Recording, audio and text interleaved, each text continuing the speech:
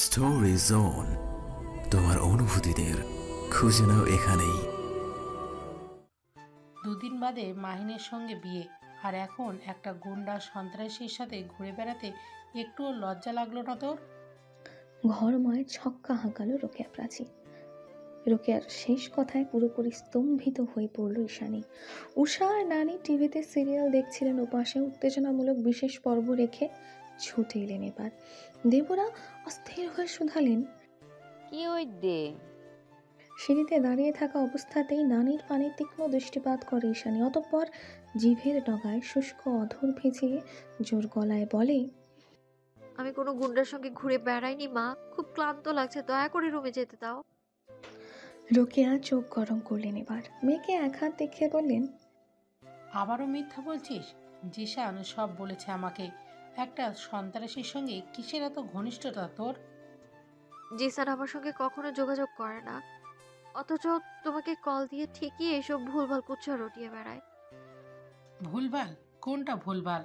আজ boutique house ফাঁকি দিয়ে তুই ঘুরে বেড়াসনি ওই গুন্ডা লোকটার সঙ্গে?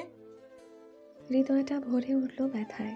জিসান বরাবরই বন্ধুত্বের নামে বিশ্বাসঘাতকতা করে এসেছে, এবারও ব্যতিক্রম নয়। কিন্তু ঈশানীকে এভাবে হেনস্থা করে কী লাভ? বিতৃষ্ণায় দীর্ঘশ্বাস ছাড়ল ঈশানী। রোকেয়ার অনবরত লজ্জাদায়ক ভৎসনায় তীব্র প্রতিবাদ জানিয়ে বলল, সন্ত্রাসী বলা বন্ধ করো, অরণ্য কোনো সন্ত্রাসী নয়। দমলেন না রোকেয়া, নতুন করে ছুটতে লাগলেন গা জ্বালানো বাক্যবহর। একটা সন্ত্রাসীকে সন্ত্রাসী বলেছি বলে খুব গায়ে লাগছে। ভুলে যাস না, মাহিন তোর হবু স্বামী। কই, তার সঙ্গে তো কখনো ঘুরতে দেখিনি। তুই চাকরির নাম করে যার তার সঙ্গে বেলাল্লাপনা করে বেরাবি, আর আমি বেঁচে থাকতে সেসব হতে দেবো ভেবেছিস? রোকেয়ার সঙ্গে অযথা তর্ক করে লাভ নেই। পরিস্থিতি কিংবা হৃদয়ের অনুরক্তি কোনো কিছুই বোঝার মানুষ রোকেয়া নয়। সেই ভেবে আহত দীর্ঘশ্বাস ছেড়ে ফের নিজের ঘরের দিকে পা বাড়ায় ঈশানী। সঙ্গে সঙ্গে তিরিক্ষি আওয়াজ ভেসে আসে পেছন থেকে, কথার ছাপ ছাপ উত্তর না দিয়ে কোথায় যাচ্ছিস তুই? কোন গন্ডা পান্ডার সঙ্গে ঘুরেছিস তুই? সত্যি করে বল, নয়তো এই বাড়িতে তোর আর জায়গা নেই। ধৈর্যের বাঁধ ভেঙে গেল এবার। অপারক হয়ে দাঁতে দাঁত চাপল ঈশানী। পেছনে ঘুরে তির্যক স্বরে বলে উঠল, ভুলে যেও না, বাড়িটা আমার। দাদু মারা যাবার আগে এই বাড়িটা তার একমাত্র নাতনির নামে ভুল করে দিয়ে গিয়েছেন, অন্য কারো নামে নয়। তাই এবারে এই অহেতুক হয়রানি করা বন্ধ করো মা, আমাকে আমার মতো ছেড়ে দাও। তিক্ত কয়েকটা বাক্য উগরে দিয়ে সিঁড়ি ভেঙে তরতরিয়ে নিজের রুমে চলে গেল ঈশানী। নিচ তলায় ঠাঁই দাঁড়িয়ে ফুঁসছেন রোকেয়া। ঈশানীর যাওয়ার পানে চেয়ে রাগে গজরাতে গজরাতে বলে উঠলেন, কখনোই না। তোকে তোর মতো ছেড়ে দিলে আজ বাদে কাল আমার উষাকে এইভাবেই দূর দূর করে বাড়ি থেকে তাড়িয়ে দিবি তুই। তার আগে তোর ডানা ছাড়তে হবে। এক মনে কথাগুলো বলে রোকেয়া দেবরার উদ্দেশ্যে কথাগুলো ছুড়লেন। বললেন, ওকে আর বাড়ির বাইরে পা রাখতে দেয়া যাবে না মা। রোকেয়ার কথায় খুব একটা কর্ণপাত করেন না দেবরা। আপাতত সিরিয়ালের নেশায় মত্ত সে। অগত্যা লাঠি ভর করে টিভির দিকে যেতে যেতে বললেন, বিয়া দি ফেলা, বিয়া দিবে দিলে বেকিন ঠিক হয়ে যাইব। Moscow, Russia. দুপুরের মিহি রোদ ম্লান হয়ে এসেছে কিছুটা। সূর্য পশ্চিমে যাওয়ার আগেই ঢাকা পড়েছে কুয়াশায়। তুষারপাত না থাকলেও প্রকৃতি জুড়ে বয়ে যাচ্ছে কনকনে শীতল হাওয়া। বিকেলের নরম রোদ উপভোগ্য নয়, বেশ ঠান্ডা চারিদিক। এলাও শরীরে দাদির বুননকৃত উলের একটা গরম চাদর পেঁচিয়ে এখন বহুদিন বাদে প্যারাডাইজ ভবনের বাইরে বেরিয়েছে ফ্লোরা। গেটের কাছে তুষার দাঁড়িয়ে আপাতত গুটি গুটি পায়ে সেদিকেই অগ্রসর হচ্ছে রুষকন্যা। গাড়ির ট্র্যাঙ্কে কিছু অস্ত্র আর গোলা বারুদ ভরে নিচ্ছিল তুষার। এমত অবস্থায় গেটের নিকট এসে হাজির হলো ফ্লোরা। তুষার তাকালো না, নিজের কাছে অবিরত থেকে ছোট্ট করে বলল, তুমি আবারও চলে যাচ্ছেন? থম গেল তুষার। আস্তে করে ট্রাঙ্কের শাটার নামিয়ে দু কদম এগিয়ে গেল ফ্লোরার পানে। সূর্যের নরম আলোয় টকটকে দুটি ছড়াচ্ছে রমণীর মাখন নরম ওষ্ঠাধর। সেদিকে একপল দৃষ্টি বলিয়ে নীললিপ্তে মাথা নাড়িয়ে হ্যাঁ জানালো তুষার। ফ্লোরা নির্বাক। এ দেশ সে দেশ করে পুরো ব্রহ্মাণ্ড ঘুরে বেড়ানো তুষারের কাছে নতুন কিছু নয়। কেবল ফ্লোরার জিজ্ঞেস করার প্রচলনটা নতুন। সে তখন থেকে শুকনো মুখে নীরবে দাঁড়িয়ে আছে ফ্লোরা। তুষার আগ বাড়িয়ে শুধালো এবার। ভেতরে যাবে না? নিশ্চল বদনে হ্যাঁ জানালো ফ্লোরা। তুষার বলল, 1 মিনিট। ক্ষীণ চোখ উঁচিয়ে লোকটার পানে নজর স্থাপন করে ফ্লোরা। তক্ষুনি গাড়ির ট্র্যাঙ্ক থেকে একটা চকচকে রূপলি রঙের রিভলভার বের করে ফ্লোরার পানে এগিয়ে দিল তুষার। বিরস মুখে বলল, এটা নাও। রিভলভার দেখে হকচকালো ফ্লোরা। তৎক্ষণাৎ অগ্রিম হয়ে শুধালো, এটা কেন? For your safety purpose. চকিতে হাত গুটিয়ে না করলো মেয়েটা। এদিক ওদিক মাথা নাড়িয়ে আপত্তি জানিয়ে বলল, পেন্ট হাউসে আমি এমনিতেই সুরক্ষিত, এটার প্রয়োজন হবে না। না, তুমি সুরক্ষিত নও। মাফিয়ার টেরিটরিতে এভাবে নিরস্ত্র থাকা কোনো মানেই হয় না। তুমি টমেটো প্রিন্সকে চেনো না, তাই এত নিশ্চিন্ত রয়েছ। কিন্তু তোমাকে এভাবে একা রেখে আমি নিশ্চিন্ত নই। যা বলছি চুপচাপ তাই করো। রিভলভারটা নাও। তুষারের কঠোর নির্দেশে কুণ্ঠিত হয়ে হাত বাড়ালো ফ্লোরা। কম্পিত হস্তে তুলে নিল রিভলভার। সেটাকে এদিক ওদিক ঘুরিয়ে জড়ানো গলায় বলল, এর আগে কখনো অস্ত্র হাতে তুলিনি আমি। তোমার ইমার্জেন্সি সবসময় দুশ্চিন্তাগ্রস্ত করে তোলে আমায়। দয়া করে সাবধানে থেকো। কথাটা শেষ করে গাড়ির অভিমুখে পা বাড়ালো তুষার। পরপরই পিছু ডাকলো রসকন্যা। নির্লিপ্ত বদনে চাইল তুষার। মেয়েটা তরতরে এগিয়ে এসে বলল, কবে ফিরবেন আবার? জানি না। আর এরিস? দীর্ঘশ্বাস ছাড়ল তুষার। মূর্তিমান শক্ত মুখাবয়বে কিঞ্চিত নমনীয়তা টেনে আশ্বস্ত গলায় বলল, সময় হলে দুজনই ফিরব। আপাতত কিছুই বলতে পারছি না। অ্যারেস্ট ঠিক নেই। ফ্লোরাকে দ্বিতীয়বার প্রত্যুত্তর করার ফুরসত না দিয়ে ব্যগ্র পায়ে গাড়িতে উঠে বসল তুষার। অতঃপর অক্ষেপ উঠে পলক ছাড়ার আগেই বিলাসবহুল রোলস রয়েসটা অদৃশ্য হয়ে গেল জঙ্গলের আঁকাবাঁকায় রাস্তার গোলক ধাঁধায়।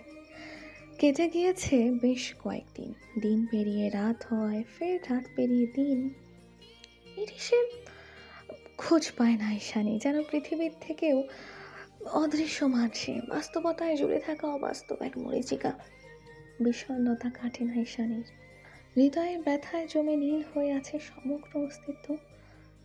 গত কয়েকদিন ধরে ব্যাহত হচ্ছে কর্মদিবস। নিজ মনে দিশাহীন আবেগানুভূতির কাছে ক্রমশই পরাস্ত ঈশানী। এই তো টানা, এই টানা পড়েন সব কিছু দিনে দিনে গ্রাস করে নিচ্ছে ঈশানীর নাজুক স্বকীয়তা। কোথায় এর শেষ জানা নেই নীলাম্বরীর। ক্লান্ত বিকেলের আবহাওয়া বড্ড স্বস্তিদায়ক। গোধূলির রঙে রক্তিম আকাশ নিভে আসা সূর্যের সোনালি ছটায় চকচক করছে পুরনো কংক্রিটের বাড়িটা।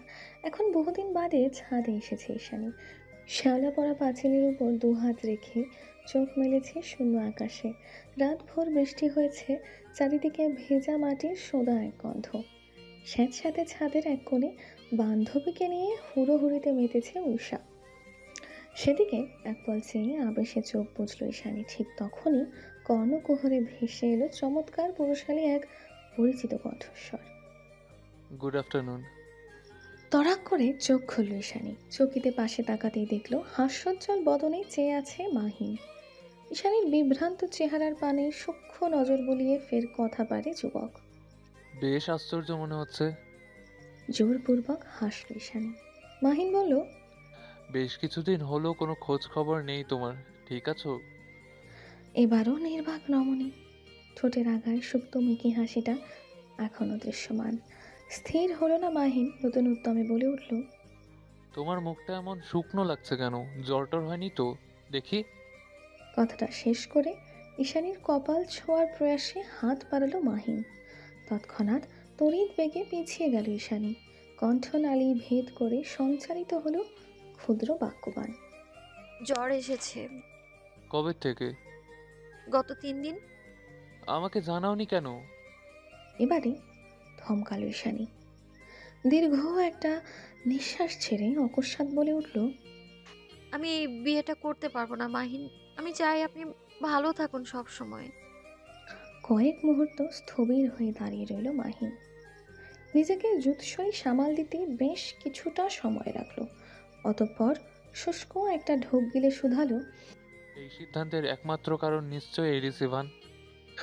সচকিত হয়ে চোখ ঘোরালো ঈশানী, আশ্চর্য গলায় বলল, এরিস ইভানকে আপনি চিনলেন কি করে? গুগল করেছিল। তাছাড়া রাশিয়ান ব্রাতভাকে কে না চেনে। কুণ্ঠায় চোখ নামালো রমণী, শান্তস্বরে বলল, অরণ আমাকে ছাড়বে না মাহিন। আর তুমি? কণ্ঠস্বর আহত শোনালো মাহিনের। তবুও স্থির কণ্ঠে জবাব দিল ঈশানী। ওকে ভোলা বোধ হয় এই জীবনে সম্ভব নয়। ঈশানীর নির্লিপ্ত জবাবে হতবিহ্বল হলো মাহিন। উদ্বিগ্ন স্বরে, কি বলছো আদৌ ধারণা আছে তোমার? ও একটা মাফিয়া টেররিস্ট। আবেগ, অনুভূতি, ভালোবাসা এগুলো ওর ধাঁচে নেই। জানোয়ারের চাইতেও হিংস্র ওর অ্যাগ্রেশন। এখন ও তোমার জন্য যা যা পাগলামি করছে সবটা ওর ভ্যানম অবসেশন।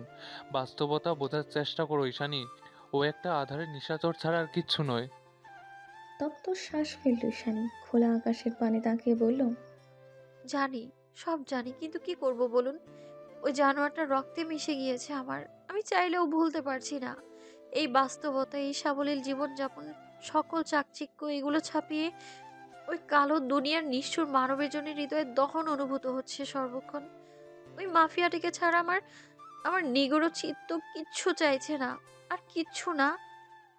রমণীর অবুঝ আবেগের কাছে বেমালুম হার মেনে নিল মাহিন।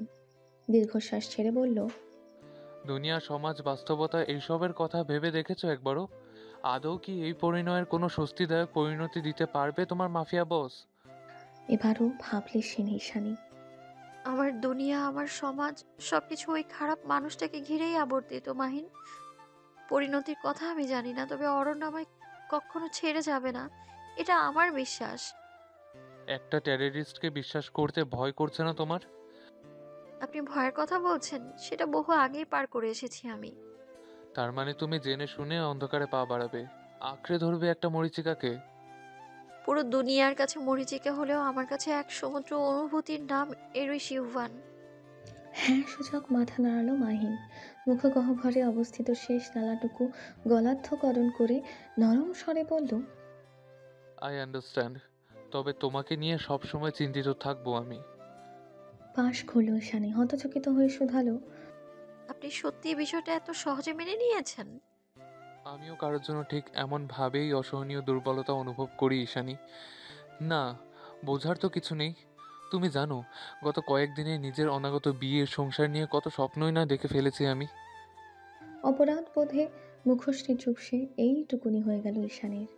মাহিনের ব্যথা তোর নেত্রদয় থেকে দৃষ্টি নমিত করে ফেলল সবেগে, আড়ষ্ট স্বরে বলল, আমি দুঃখিত মাহিন।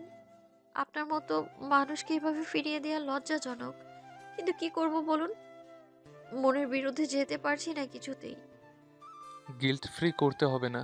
আমিও তো তোমাকে ফিরিয়ে দিয়েছিলাম একবার, তাও আবার বিয়ের দিন। সেই হিসাবে তুমি যথেষ্ট ভালো কাজ করেছো।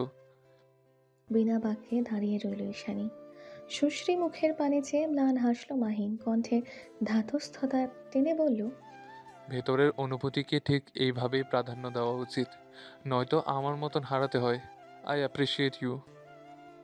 এক নিঃশ্বাসে কথা কটা বলে চিলে কোঠার দিকে পা বাড়ালো মাহিন। যাওয়ার আগে শেষবারের মতো পেছনে ঘুরে বলে উঠল, বন্ধু ভাবতেই পারো, যে কোনো বিপদে নিঃসন্দেহে পাশে পাবে এই অধমকে। কথা দিচ্ছেন? দিচ্ছি। নীল নয়না, অপসরের মতো সুন্দর চোখ, নিখুঁত অপার্থিব সৌন্দর্য, এই মেয়েটাকে পেয়েও পেল না মাহিন। কেবল চিরতরে মুক্ত করে তাকে দিয়ে গেল নামহীন অজ্ঞাত এক প্রতিশ্রুতি, বন্ধু। মাহিন চলে গেলে ভারী দীর্ঘশ্বাস ছেড়ে ইরিশের ভাবনায় ডুব দিল ঈশানী। মনে মনে ভাবতে লাগলো, কোথায় সে? কতদিন হলো দেখা নেই। আচ্ছা, মানুষটা এমন কেন? যখন থাকে না তখন পুরো দুনিয়া জুড়ে নির্জীব তার অস্তিত্ব, আর যখন ফিরে আসে তখন নিজের অস্তিত্বের জানান দিতে প্রলয় বাঁধিয়ে বিনাশ করে ছাড়ে সর্বত্র। ফ্লোরা, তুষার, মাহিন, ঈশানী সবার হৃদ মাঝারে আলাদা আলাদা করে একই সুরে বেজে উঠেছিল চূড়াবালির দুটো লাইন। হ্যালো ডিয়ার লিসেনার্স, আপনারা শুনছেন স্টোরিজ অন প্রেজেন্স ধারাবাহিক পর্বগল্প। আমাদের সামগ্রিক প্রচেষ্টাকে উৎসাহিত করতে লাইক অ্যান্ড কমেন্ট করতে ভুলবেন না। Thank you. কক্সবাজার, বাংলাদেশ। চকচকে কালো ক্রিস্টাল দ্বারা তৈরিকৃত সুবিস্তৃত ব্ল্যাক হোলের প্রতিটি কোণে কোণে ভর করেছে নহিঃশব্দ গোলক ধাঁধার মতো কালো রিসর্টটির বাহ্যিক দেওয়ালগুলো বেষ্টন করে দাঁড়িয়ে রয়েছে ডেমন নাইট নামক একদল বিশেষ ধরনের রাশিয়ান সুরক্ষাকর্মী। মাফিয়া বসের সর্বোচ্চ সুরক্ষায় এই নামধারী ডেমন নাইট আপামর তৎপর।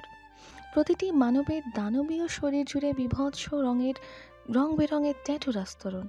শরীরে আবৃত কালো পোশাকের আস্তিনে চিকচিক করছে স্বর্ণাভ শিলমোহর, যার উপর ইংরেজি গুটি গুটি অক্ষরে লেখা ডেমন নাইট। মূলত মাফিয়া সাম্রাজ্যের প্রতিকূল সময়ে দায়িত্বে নিয়োজিত করা হয় এই বিশেষ ধরনের গার্ডসদের। এতটাই শক্তিশালী এবং সুদক্ষ যে অক্ষিপুটের প্রতিটি পলকে নিজেদের অবস্থান এবং অভিব্যক্তি একযোগে বদলাতে সক্ষম। দৃষ্টি অম্বর এতটাই সূক্ষ্ম যে এক দর্শনে শত্রুর অভ্যন্তরে উদ্ভাসিত পদক্ষেপগুলি জাদুকরী ইন্দ্রজালের ন্যায় গ্রাস করে ফেলে অকপটে। সূর্যালোক মিয়ে এসেছে, চকচকে লালাবহ দুটি এখন ক্ষয়িষ্ণু আধারের হাত ধরেছে, যেন যেতে হবে দূর, বহু দূর। ব্ল্যাক হোলের সামনে বিস্তৃত জলরাশির তরঙ্গোচ্ছ্বাস, উথাল পাথাল ঢেউয়ে নাজেহাল তটদেশ। প্রকৃতি জুড়ে সন্ধ্যা নামায় উত্তাল সমুদ্রের ভয়াল গর্জনের সাথে সাথে নীল অন্তরিক্ষ থেকে উড়ে উড়ে ফিরছে শঙ্খচিলের ঝাঁক। এরই মাঝে এক ফেরারি পাখি গতিপথ হারিয়ে অকস্মাৎ প্রবেশ করে ব্ল্যাক হোলের দিগন্ত সীমায়। ছোট্ট চঞ্চু থেকে নির্গত কিচিরমিচির ডাক এক মুহূর্তে কর্ণ সচল করে তোলে ডেমন নাইটে। সহযোগিত হয়ে ওঠে তারা। ভাবতে সময় নষ্ট করে না এক ন্যানো সেকেন্ডেও, আগেই স্নাইপার তাক করে সুবিস্তীর্ণ দিগন্ত পানে। যেই পথ ধরে মুক্ত বিহঙ্গটি উড়ে যাচ্ছিল ঠিক সেই বরাবর। অতঃপর গগন কাঁপিয়ে নিক্ষিপ্ত হয় ধাতব বুলেট। চোখের সামনে ধরাশায়ী হয়ে বাতাসের বেগে জমিনে মুখ থুবড়ে পড়ে নিষ্পাপ শঙ্খচিলের নিথর দেহাবশেষ। যেন মাফিয়া টেরিটরির সুবিস্তীর্ণ ওই দিগন্তটাই জীবনের তরে কাল। তবে এই মুহূর্তে ব্ল্যাক হোলের বাইরের দৃশ্যপট যতটা থমথমে আর কলুষিত, অভ্যন্তরের রূপরেখা বহুগুণ বিভীষিকাময়। কারণ প্যারাডাইস মাস্টারমাইন্ড তুষার ফিরে এসেছে। গত কিছুদিন যাবৎ বেশ কয়েকবার আক্রমণ হয়েছে এরিসের উপর বললে ভুল হবে। যতবারই মাফিয়া বস সাকুরার সান্নিধ্যে গিয়েছে, ততবারই কোনো না কোনো অতর্কিত হামলায় পণ্ড হয়েছে তাদের সুন্দর সাবলীল মুহূর্তগুলো। যেন কেউ বারবার চোখে আঙুল দিয়ে এরিসকে জানান দিচ্ছে, এই অধ্যায় তোমার জন্য নয়। পবিত্র সংস্পর্শে তোমার সে অচিরেই ধ্বংস হবে। তুমি অসাবধানতায় আটকে যাবে আগন্তুকের ইন্দ্রজালে। এরিস পিছপা হতে জানে না। হেরে যাওয়া অস্তিত্বে নেই, বরং গর্ত থেকে গোখরা বের করে সেই গোখরার সর্পিল বিষদাঁত ভাঙার পৈশাচিক উল্লাসে আত্মতৃপ্তির অভিলাষ ঘটায় ব্লাডি বিস্ট রিস্কা। সেদিন ক্যাফেতে হওয়া অতর্কিত হামলায় বিপত্তি ঘটেছিল অপার্থিব এক প্রেমানুভূতির। সাকুরার প্রতিটি ক্রন্দিত বাক্য ইস্পাত কঠিন সৌষ্ঠব বক্ষের সংস্পর্শে গলানো মোমের ন্যায় আষ্টেপৃষ্ঠে লেপ্টে থাকা বর্ষণ সিদ্ধ তুলতুলে কোমল নারী দেহের প্রতিটি সূক্ষ্ম ভাঁজ, বাঁকানো ধনুকের ন্যায় শারীরিক উপত্যকা, ভ্যানিলার মিশেলে মেইলি এক সুঘ্রাণ, সব কিছু এখনও অন্তর্গহীনে কাঁপন ধরায় মাফিয়া বসের। এত বিপত্তি, এত বিঘ্নতার মাঝেও কয়েক সেকেন্ডের সেই নিগুড় স্পর্শ যেন ঝড় বইয়ে দেয় সমগ্র কলুষিত অস্তিত্বে। যে দুর্বার অনুভূতির সমারোহ অগ্রাহ্য করার শক্তি স্বয়ং মাফিয়া বসের নেই। ব্ল্যাক হোলের বাইরের দিকে গোলক ধাঁধা যেন ভেতরের তুলনায় নিতান্তই সামান্য। ক্রিস্টাল খচিত কুচকুচে কালো দুর্গের অভ্যন্তরে রয়েছে সুবিশাল আন্ডারগ্রাউন্ড। ভূগর্ভস্থ সেই আন্ডারগ্রাউন্ডের ছোট্ট এক সেলের ভেতর থেকে ক্ষণে ক্ষণে বেরিয়ে আসছে গগন কাঁপানো ভয়াবহ আর্তনাদ। দুর্ভাগ্যবশত ইন্দ্রজালের ন্যায় বিস্তৃত এই আন্ডারগ্রাউন্ড ভেদ করে সেই আর্তনাদ ফার্স্ট ফ্লোর অব্দি পৌঁছেছে কিনা সে হদিশ অনুমান করা দুঃসাধ্য। অবশ্য অনুমান করার মতো কোনোরূপ তৎপরতাও নেই রোবটের ন্যায় নির্জীব গার্ডগুলোর মাঝে। জীর্ণ শীর্ণ সেল, চারিদিকে তমসার ঘন ঘটা, পুরো সেলটাকে ঘিরে রেখেছে একাধিক সশস্ত্র মাফিয়া গার্ডস। মাথার উপর টিমটিমে রক্তিম আলোর দ্যুতি ছড়াচ্ছে বৈদ্যুতিক একটা কাচের বাল্ব। ঠিক নিচে কাঠের একটা চেয়ারের সঙ্গে আড়াআড়িভাবে বেঁধে রাখা হয়েছে জলদস্যু দলের প্রধান রিচার্ডকে। পায়ের নখ থেকে শুরু করে মাথার চুল অবধি সমগ্র শরীর রক্তাক্ত। অবচেতনায় টলছে মস্তক, ছিন্ন ভিন্ন মাংসপিণ্ডল, এবড়ো থেবড়ো ক্ষয়িষ্ণু ঠোঁটের ফাঁক গলিয়ে অতর্কিতে গড়িয়ে পড়ছে লালা মিশ্রিত উৎকট রক্তপ্রবাহ। যেন হিংস্র এক জানোয়ারের কবলে ধরাশায়ী সে। বলবান স্থূলকায় শরীরটা লুটিয়ে পড়েছে সম্মুখে, তবু তীব্র আগ্রাসনে মুখোমুখি দাঁড়িয়ে তুষার। প্রচণ্ড ক্রোধে তুষারের মস্তিষ্ক প্রচণ্ড ক্রোধে ফেটে পড়ছে। চিরাচরিত স্থির থমথমে চোখ দুটোতে ভর করেছে পরাশক্তির ন্যায় দানবীয়তা। হাতের মুষ্টিটা ধীর গতিতে শক্ত করতে করতে দাঁতে দাঁত পিষল তুষার। বিভৎস এক হুঙ্কার ছেড়ে বলল, মানুষের মস্তিষ্ক পড়ার ক্ষমতা রাখে তুষার। যতবার মিথ্যা বলবি ততবার ধরে ফেলব। মারব না, বাঁচিয়ে রেখে নৃশংসতার অনলের জীবন্ত জ্বালাবো তোকে। শারীরিক যন্ত্রণায় অবচেতন হওয়ার উপক্রম। মুখের আকৃতি পাল্টে গিয়েছে ইতিমধ্যে, তবু মৃদু অস্ফুট আওয়াজ বের হলো ঠোঁটের ফাঁক থেকে। আমি কেবলমাত্র ব্লাড ডায়মন্ড চাই, অন্য কিছুই নয়। পুরুষালী সুর হলো নাসারন্ধ্র থেকে তর তর করে ফুলে উঠল মুহূর্তেই। তামাটে বর্ণের ধারালো চোয়ালখানা শক্ত হলো ক্রোধে। বিক্ষিপ্ত নয়নজোড়া রিচার্ডের আধো আধো চোখের মাঝে তাক করল তুষার, যেন লক্ষ্য স্থিরকৃত সূক্ষ্ম এক মারণাস্ত্র। প্রগাঢ় চাহনি স্থির রেখেই ছুঁল কঠোর বাক্য। আমি শেষবারের মতো জিজ্ঞাসা করছি, তোর গডফাদারকে কি উদ্দেশ্য তার? আমি আমার গডফাদার, উদ্দেশ্য ব্লাড ডায়মন্ড। কণ্ঠনালী ভেদ করে বাক্যটা বেরিয়ে আসার সঙ্গে সঙ্গে চোয়াল আর কণ্ঠনালীর মাঝ বরাবর শক্ত হাতের আপারকাট বসিয়ে দিল তুষার। মুহূর্তেই চোয়াল ভেঙে উঠে গেল নাসাগ্রভাগে। ফের কয়েক সেকেন্ডের মাথায় জায়গা মতো ফিরে এসে ঝড় করে ভেঙে গেল সামনের কয়েক কপাটি দাঁত। অনিয়ন্ত্রিত রক্তপ্রবাহে সিক্ত হয়ে উঠল লোকটার সমগ্র মুখমণ্ডল। অসম্ভব ক্রোধের তাড়নায় কাঁপছে তুষার। মুখগহ্বরে অবস্থিত মিন্ট ফ্লেভারের চুইংগামটা ঠোঁটের সাহায্যে ছুঁড়ে ফেলে আবারও নতুন উদ্যমে আপার কাট দেওয়ার প্রস্তুতি নিলে পেছন থেকে ওকে কর্কশ স্বরে বাঁধ সাধল কেউ। Don't do this. পরিচিত ভরাট কণ্ঠস্বর কর্ণগহ্বর ছুতেই থমকাল তুষার। রাগান্বিত সত্তাটাকে খানিক পরাস্ত করে নির্দ্বিধায় পেছনে দৃষ্টিপাত করে সে। রক্তিম বাল্বের টিমটিমে আলোতে দেখতে পায় কালো ফর্মাল শার্টের উপর মসৃণ ভেলভেট ওয়েস্টকোট পরিহিত এক বলিষ্ঠ লম্বা অবয়ব। মুখের আদল ঝাপসা হলেও ব্লাডি মনস্টারকে চিনতে অসুবিধা হয় না তুষারের। অগত্যা কুর্নিশ জানিয়ে হ্যাঁ সূচক মাথা নাড়ায় সে। নিভৃত কদমে সম্মুখে অগ্রসর হয় মাফিয়া বস। এগিয়ে এসে শূন্য অভিব্যক্তিতে মুমূর্ষ লোকটার মুখোমুখি হয়ে বসল সে। বাম পাশের উরুর উপর ডান পাশের উরুটা আড়াআড়িভাবে স্থাপন করে শঠান করল পৃষ্ঠদেশ। হাতে রাখা হুইস্কির গ্লাসটা পাশে ছুঁড়ে ফেলতেই ঘর কাঁপিয়ে আওয়াজ হলো ঝনঝনিয়ে। সামান্য আওয়াজে শরীর জুড়ে খেলে গেল হিমবাহ। আতঙ্কে রক্ত সরে গিয়ে ফ্যাকাশে হয়ে উঠল জলদস্যু লিডার রিচার্ডের মুখমণ্ডল। অজান্তেই শুষ্ক একটা ঢোক গিলল সে। তৎক্ষণাৎ কণ্ঠনালীতে অনুভব হলো রক্তের ভৎস নোনতা স্বাদ। কিঞ্চিত চোখ উঁচিয়ে ঝাপসা নয়নে দৃষ্টিপাত করল নির্জীব অভিব্যক্তিহীন মরিচিকার পানে। অশুভ এক শূন্য দৃষ্টির মুখোমুখি হতেই ধরফরিয়ে ওঠে সমগ্র অস্তিত্ব। এদিক ওদিক মাথা নাড়িয়ে ভয়ার্ত স্বরে বলতে শুরু করে, আমি কিছু জানি না, আমি সত্যিই কিছু জানি না। মাফিয়া বস বিন্দু পরিমাণ কর্ণপাত করে না সেসবে। উল্টো উদ্ভ্রান্ত তুষারের পানে দৃষ্টিপাত করে ঠান্ডা গভীর গলায় বলে, কি হয়েছে তোমার আজ? একটু বেশি ডিস্টার্ব মনে হচ্ছে। রেগে মেগে তুষার কিছু একটা প্রত্যুত্তর করবে, আগেই ফের গ্রীবা ঘোরালো ইরিশ।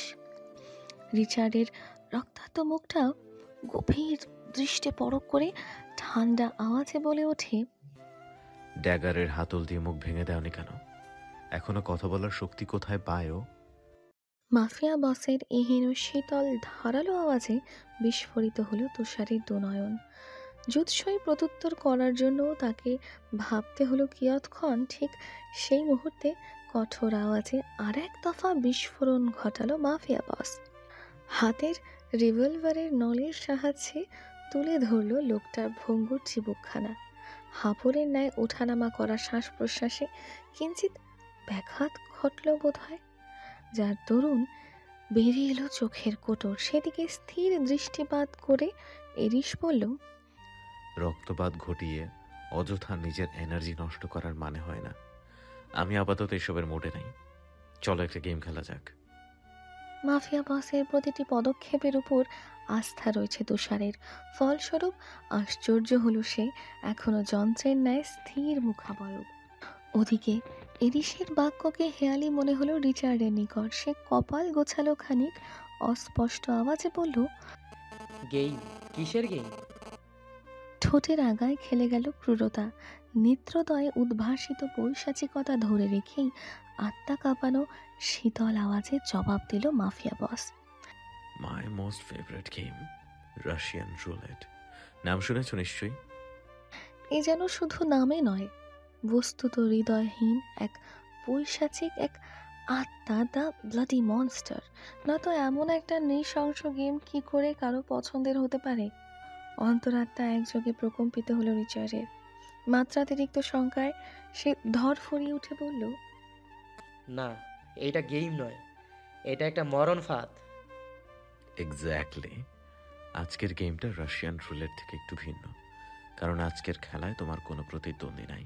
তুমি একাই খেলবে এবং তুমি একাই হারবে। এরিসের কথায় উত্তেজনার মাত্রা দ্বিগুণ হলো রিচার্ডের। সে তার স্থূলকায় মুমূর্ষ শরীরটাকে বাঁধন হারা করার চেষ্টায় নড়ে চড়ে উঠল ফের। প্রচণ্ড ব্যথায় গোঙাতে গোঙাতে বলল, মারলে এখনই মেরে ফেলুন, শুধু শুধু এত নাটকীয়তা কেন? এইটুকু সাহস নিয়ে ব্লাড ডায়মন্ডের স্বপ্ন দেখছো? হ্যাঁ, দিস ইজ ইনসেইন। তোমাকে যে পাঠিয়েছে তার আরেকটু ঘিলুর প্রয়োজন। আই থিঙ্ক আন্ডার ওয়ার্ল্ডের কোনো এক দুধের বাচ্চা সে। ধূর্ততা থাকলে অভিজ্ঞতাটা ঠিকঠাক নাই, দ্যাটস ওয়াই পদে পদে ভুল হয়ে যাচ্ছে। কটাক্ষের স্বরে বাক্য কটা শেষ করে তীরের ফলার মতো এক ভ্রু চালো এরিস। রিচার্ড হাঁপাতে হাঁপাতে বলল, আগেও বলেছি, এখনো বলছি, আমাকে কেউই পাঠায়নি। আমি ব্লাড ডায়মন্ডের সন্ধানেই এখানে এসেছি। প্রত্যুত্তর শুনে সিংহের মতো গর্জে উঠল তুষার। চোয়ালটাকে শক্ত করে ফেলল এক নিমেষে। টেবিলের উপর সশব্দে দুহাত ভরে ক্ষুব্ধ স্বরে জবাব দিল সে, রাশিয়ান মাফিয়ার টেরিটরিতে অভ্যন্তরীণ বিষয় অন্য গ্যাংস্টারদের সঙ্গে বিশ্লেষণ করা ব্রাটাবের নিয়ম বহির্ভূত বাস্টার। আর সেখানে অ্যামাজনের তুচ্ছ এক পাইরেটস হয়ে ব্লাড ডায়মন্ডের হদিশ পেয়ে গেলি? পাইথন প্যারাডাইসকে এত নির্বোধ মনে হয় তোর? ব্লাড ডায়মন্ডের উৎস কিন্তু এনজাইম ছিল। সেখানে থেকেই কেউ বা কারা সংগ্রহ করেছিল পাথরটি। তাছাড়া পাইথন লিডার কি আদৌ নিয়োগ কানুনের তোয়াক্কা করে? তুমি অনেক কিছুই জানো। I appreciate for your master, যে তোমাকে এসব বাঘা বাঘা ইনফরমেশন দিয়েছে, but I am not in the mood for all this bullshit. চলো রাশিয়ান রুলেট খেলা যাক। প্রারম্ভে আঁতকে উঠল রিচার্ড। কথা ঘোরানোর বেশ কসরত করেও লক্ষ্যচ্যুত করা গেল না ঈগলের ন্যায় শিকারী মাফিয়া বসকে। সহসা রিভলভার হাতে তুলে নিল এরিস। বুলেট চেম্বারে শুধুমাত্র একটা বুলেট প্রতিস্থাপন করে বাকি 5টা স্লট ফাঁকা রেখে দিল সে। অতঃপর জোর হস্তে ঘোরালো চেম্বারটিকে, যাতে কোন স্লটে বুলেট প্রতিস্থাপিত হয়েছে সেটি অজ্ঞাত থেকে যায়। রিভলভারটি পুরোপুরি গোলক ধাঁধা বানানো সম্পন্ন হলে রিচার্ডের নিকট সেদিকে বাড়িয়ে দিল মাফিয়া বস। কণ্ঠে গাম্ভীর্যতা টেনে বলল, নাও স্টার্ট ইয়োর টার্ন। আমি 6টা প্রশ্ন করব, প্রতিটা উত্তরে নিজেকে শুট করবে তুমি। যদি তোমার উত্তর সন্তোষজনক মনে হয় তবেই গেমটা এখানেই পজ। আর যদি পাইথন লিডারের সঙ্গে বেট্রে করার ন্যূনতম চেষ্টাও করে তবে স্লটে উপস্থিত একমাত্র বুলেটটা নিজের মাথায় নিচেই প্রবেশ করাবে তুমি। বুলেটের তীব্র কষাঘাতে নিজেই ছিন্ন ভিন্ন করবে নিজের বিশ্বাসঘাতক মস্তিষ্কটাকে। পরিত্রাণের উপায় নেই, মৃত্যু অবধারিত জেনেও এই নৃশংস খেলায় নিজেকে লিপ্ত করলো রিচার্ড। রিভলভারের সরু নলটাকে মাথার পাশে তাক করে অনবরত ছুটতে লাগলো ফাঁকা গুলি। একবার দুবার করে 3বারই ভাগ্যের জোরে বেঁচে গেল। 4 নাম্বার ট্রিগার টানার সময় রাশ ভারী আওয়াজে প্রশ্ন ছুড়ল ইরিশ। হ্যালো ডিয়ার লিসেনার্স, আপনারা শুনছেন স্টোরিজ অন প্রেজেন্স ধারাবাহিক পর্ব গল্প। আমাদের সামগ্রিক প্রচেষ্টাকে উৎসাহিত করতে লাইক এন্ড কমেন্ট করতে ভুলবেন না। Thank you.